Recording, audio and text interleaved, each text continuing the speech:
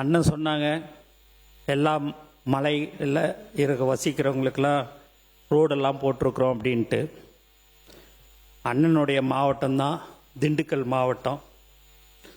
Kodaikanal black Thandikudi என்ற ஒரு பஞ்சாயத்தில் போன வருடம்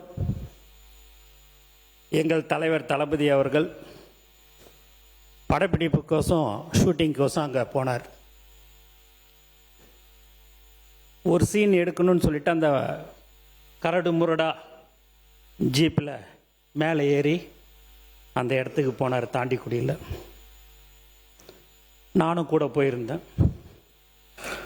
ஆனால் கீழே வரும்போது அவர் 1 மணி நேரம் தனியாக நடந்து வந்தார். வந்த உடனே 15 வருஷமாக அந்த இடத்துல ரோடு வசதி இல்லை. நம்ம சொந்த செலவில் இந்த ரோடு ஒரு 254 பேர் தான் அங்கே வாழ்ந்து கொண்டிருக்கிறார்கள். அதனால் ரோடு போடலை, நம்ம சொந்த செலவில் போட்டுடலாமான்னு. நம்மளை பேனர் வைக்கவே விடலை, நம்மளை எங்கே போய் இந்த ரோடு போடுறதுக்கு விடுவாங்க சார் அப்படின்னு. நம்மளுடைய ஆட்சி கண்டிப்பாக வந்துடும் சார், வந்த உடனே போட்டுடலாம் அப்படின்னு சொன்ன சிரிச்சார். நான் பதவியேற்று 5வது நாள் முதலமைச்சர் அலுவலகத்திலேருந்து ஒரு நோட் ஷீட் வருது. என்னான்னு பார்த்தீங்கன்னா, அந்த தாண்டிக்குடி கிராமத்துக்கு ரோடு போடணும்னு சொல்லிட்டு போன வருஷம் மே மாதத்தில் சொன்னதை நினப்பு வச்சுக்கின்னு நான் அதை மறந்துட்டேன். எங்களுடைய முதலமைச்சர் அவர்கள் வந்த 5வது நாட்களே அதை போடுறதுக்கு சொன்னார். இன்றைக்கே சுமார் 5 கோடி ரூபாய் ஒதுக்கீடு செய்யப்பட்டு இன்று வேலை ஆரம்பிக்கப்பட்டு இருக்குது என்பதை இந்த அவையில் நான் தெரிவித்துக் கொள்கிறேன்.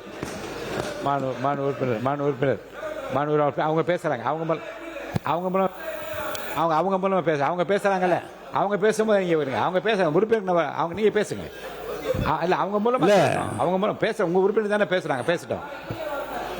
இல்லை அதாவது இப்படி மாண்புமிகு அமைச்சர் அவர்கள் சொன்னது கூடம் நகர் என்று ஒரு நகர் ஏதோ ஒரு பகுதியில் இருக்கிறது.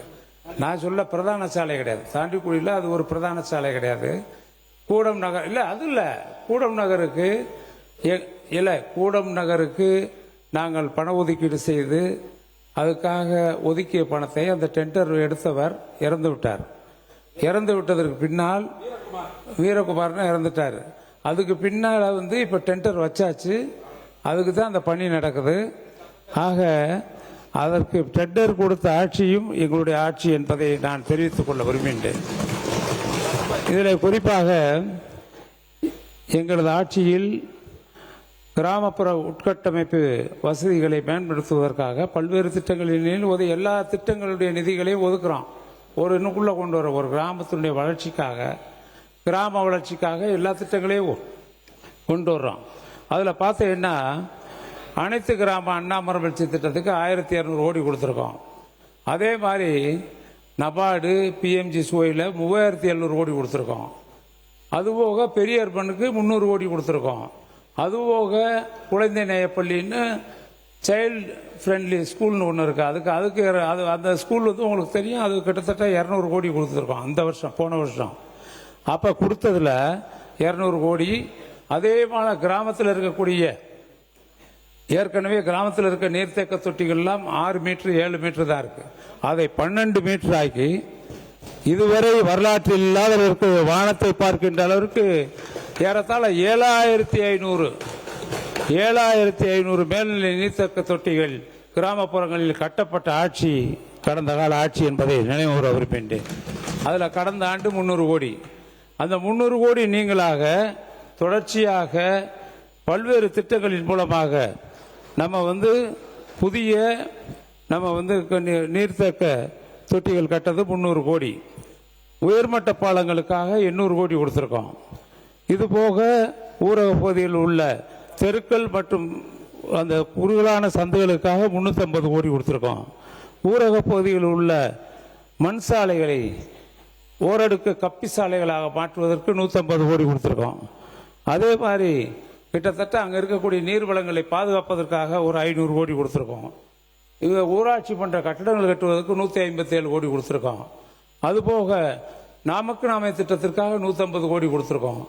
ஏறத்தாழ 8000 கோடி அளவிற்கு நாங்கள் நிதி அளித்திருக்கிறோம் கடந்த ஆண்டு.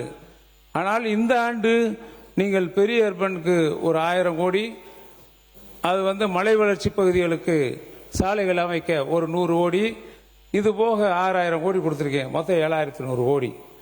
இதை கணக்கிட்டு பார்த்தால் இந்த நிதிநிலை அறிக்கையில் கடந்த ஆண்டு நடந்த உள்கட்டமைப்பு வசதிகளுக்காக, கிராமப்புற உள்கட்டமைப்பு வசதிகளுக்காக வழங்கப்பட்ட பணம் ஏறத்தாழ 8000 கோடி. நீங்கள் 7807 கோடின்னு வச்சுக்கோங்க, நீங்கள் 7100 கோடி கொடுத்துருக்கீங்க. ஆக குறைவாகத்தான் இருக்கிறது. இந்த நிதிநிலை அறிக்கையில் பார்க்கின்ற பொழுது எந்த வித்தியாசமும் தெரியல. வீடு கட்டுறதுக்குனால 3500 கோடி தான். இனி செல்லும் இடமெல்லாம் செய்தி. தந்தை டிவியின் வாட்ஸ்அப் சேனலை ஃபாலோ பண்ணினா செல்ல இருக்கும் இடமெல்லாம் செய்தி. இதோ QR கோட், இப்பவே ஸ்கேன் பண்ணுங்க, ஃபாலோ பண்ணுங்க.